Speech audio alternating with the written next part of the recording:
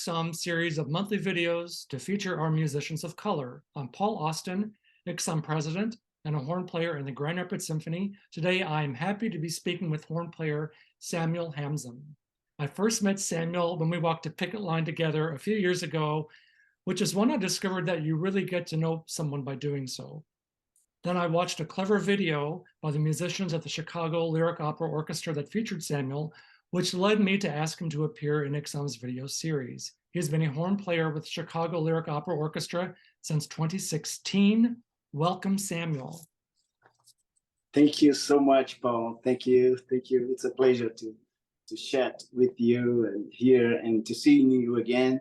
You do an amazing, tremendous job in the ICSOM, and as a musician, I thank you so much for your hard work, and it's a pleasure to be here. Yeah. Thank you, Samuel. That's very kind of you. I like this T-shirt, and I really like the backdrop, which is a photo you took. Is that right?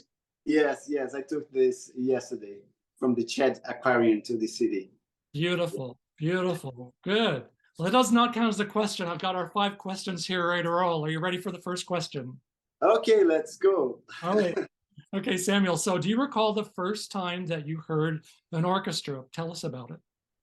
Yeah, my mom had some long plays, and the first time I heard an orchestra was an audio. Some of the long plays, I don't know why me and my brothers, we put the water music and the Beethoven sticks.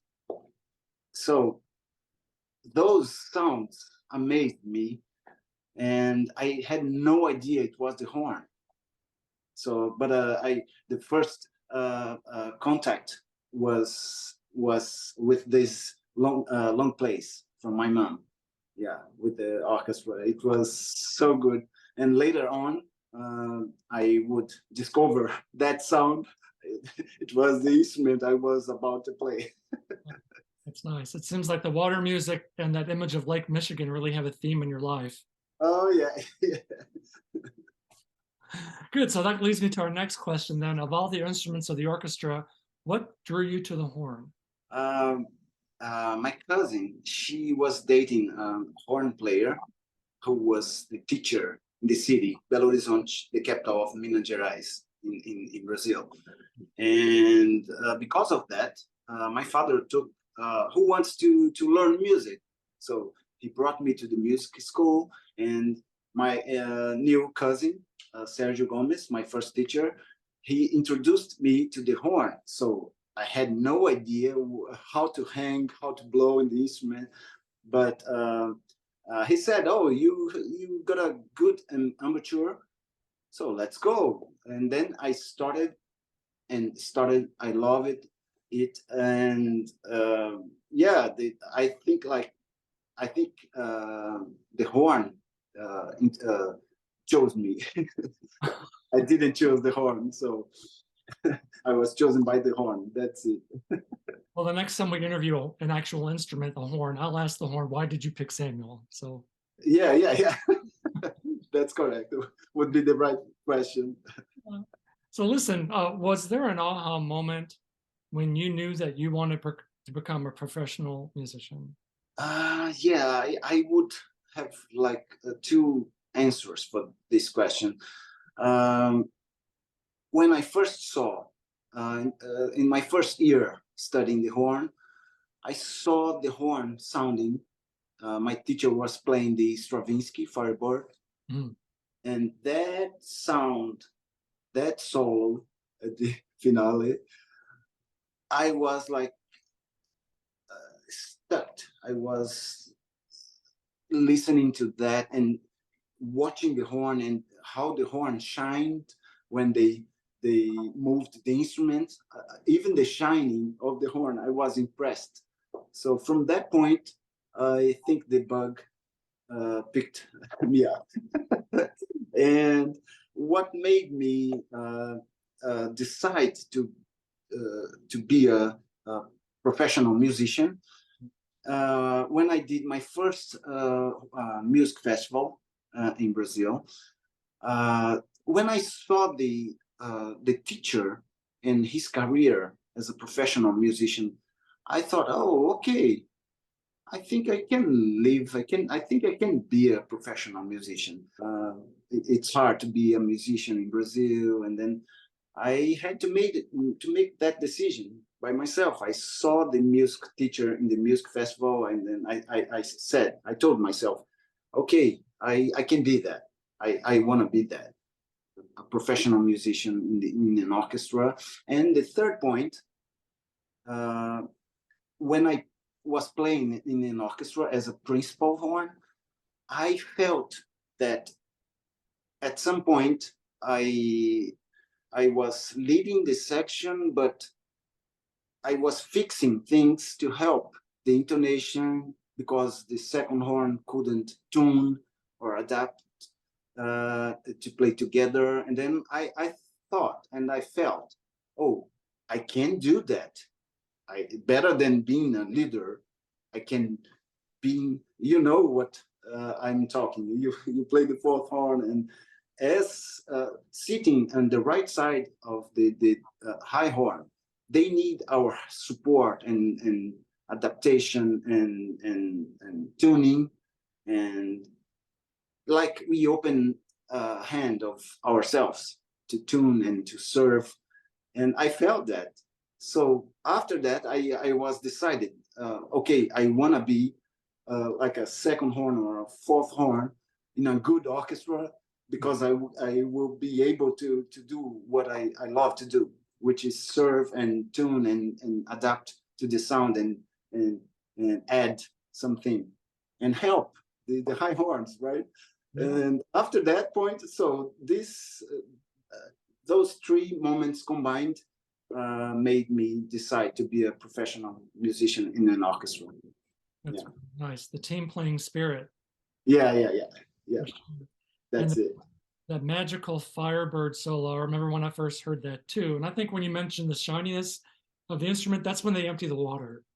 Yes. Yes, I was impressed with that because, you know, with the the lights and the movement in the instrument, I was, oh my God, this is so beautiful. Yeah, I was delighted by that. That's great. So listen, so you've been a fourth horn now in Chicago Lyric Opera Orchestra since 2016. Is there a special concert that you will always remember? Yes, for sure. The first concert, right after the audition, was the Rheingold. Oh. The Wagner, yes. You know, we have to prepare a lot for the auditions. I prepared like 8 months for this audition at Lyric. It was really hard, and I played the audition repertoire every day, and the Das Rheingold is challenging. You know, it's short when you practice for an audition. You see, this is I'll practice some more difficult stuff, and then a lot of people just leave that, and then it's when you play the real thing, that spirit in the beginning of the opera, it's amazing because you play alone, and then that E flat major sound in the audience and in the theater, it's amazing. You know, and only with the horns, it's so beautiful and it's so important. I was touched by that and really happy. I couldn't control myself. I was playing, oh my God, this is so beautiful. And it was so special. That's why this is the most memorable concert for me at Lyric. Well, and what a terrific first concert that must have been. And you're so right about learning the excerpt, which is a sprint, but playing Das Rheingold is the marathon. Yes, that's correct. And that after playing 19 years in the symphony orchestra in São Paulo, I felt that I was introduced to a new world, like playing the whole things. We played like concert operas, right? In the symphony orchestras. I had played the Electra, Salome, and the symphony orchestra played the Ring Without Words, right? And but playing the real opera, it's another thing. You have no idea, like playing the whole opera. I was like, okay, I have to learn a lot of stuff because yeah, how Wagner really wrote for every single horn and tubas. It's really special and challenging. Even one long tune, it could be a solo, an important harmony for the singers, and you have to learn a lot. Yeah, and this is what amazes me in the opera. And the lyric opera is so good and warm, good people, good musicians. I'm so happy of being working with them. Great horn section. Well, oh, absolutely. And you know, when I did meet you in that picket line, there's something else I learned about the Chicago Lyric Opera Orchestra, which is when you ask someone there, how long have you played in the orchestra? They answer by the number of ring cycles they played. Yeah. They do. That's a Yeah. thing. Yes. Yes. I've And been here since 4 ring cycles. You know, it's like, wow. yeah, it's a marathon. Yeah. It's amazing. It's amazing. We were preparing the ring cycle before the pandemic. We played 3 of the operas, and we were rehearsing the Gotterdammerung, and then the pandemic came. But we played the 3 of them. I played. Okay. You got to get the Twilight of the Gods in there. Yeah. Yeah. Okay, so let's have another question here. So if today's Samuel Hamzem could give a piece of advice to himself during his student days, what would that be? I would say to myself to take care of the health, sleep well, eat well, be more patient, and fearless, and do not overthink things. I do a lot. Like as a student, I was kind of anxious, you know, every student, oh, what's gonna be, what about my future, and what about my career? There is no job openings, and then we become like anxious about that. And but the most important is like it's to take care of ourselves. And I would say to myself as a student to do not overthink, do not be so anxious, and control the fear, because the fear affects our confidence, right? Mm-hmm. And I would say to have to myself to have some more confidence. That's it. That's good advice. So listen, that wraps up the 5 questions, but now I want to open the floor. If there's anything that you wish to share that we haven't covered, you may do so now. Okay. The word I love nowadays it's gratitude.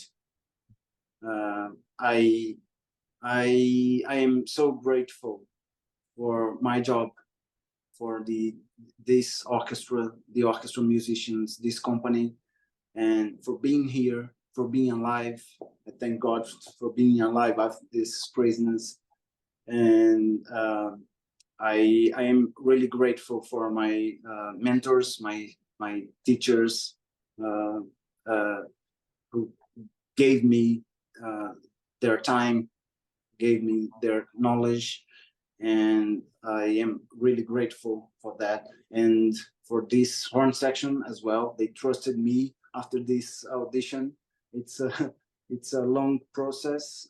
They had like 2 years to fill this chair, and yeah, I'm happy and thankful for them to trusting in me, and I am really happy. And I'm happy too to being chatting with you and have met you, and for your amazing job with ICSOM and DEI. Thank you so much, Samuel. Listen, with that, we wrap up our conversation with ICSOM musician Samuel Hamzem. So Samuel, Thank you so much for sitting down today with ICSOM so that we can get to know you a bit more. Yeah, bye bye. Thank you so much, Paul. Thank you. Bye bye, everyone.